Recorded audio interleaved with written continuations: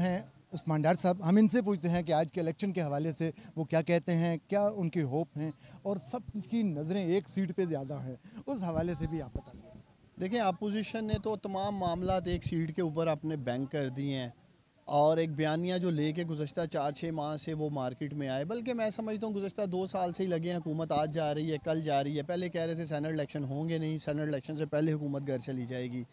आज अल्हम्दुलिल्लाह इलेक्शन भी होने जा रहे हैं, हुकूमत भी मौजूद है। अलबत्ता इनके इस्तीफ़े नहीं आए जो 31 जनवरी की डेडलाइन दी थी इन्होंने।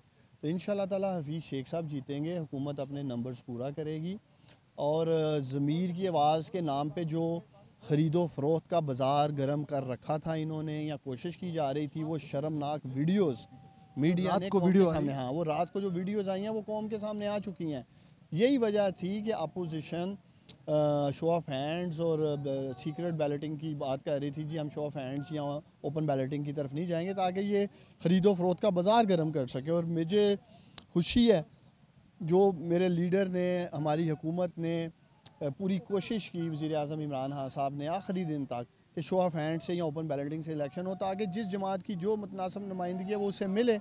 और माजी के आप तकरीबन सेनेट इलेक्शन उठा के देख लें, तमाम कंट्रोवर्शल होते रहे हैं। 2006 का देख लें, उसके बाद के देख लें, जिसकी जहाँ एक पोजीशन बनती है वो नहीं थी। पिछले सेनेट इलेक्शन में 2 सीटें पीपल्स पार्टी निकाल लेती है खैबर पख्तूनख्वा में, 1 सीट नहीं उनकी बन रही थी। तकरीबन 7 MPA थे, उनसे देखने वाली बात है 34 MPA वो उस वक्त कैसे मैनेज करते हैं। तो ये इंशाल्लाह ताला कौम को यकीन दिलाते हैं हमारी जद्दोजहद साफ़ और शफाफ इंतखाबात के लिए जारी रहेगी। बहुत शुक्रिया जी।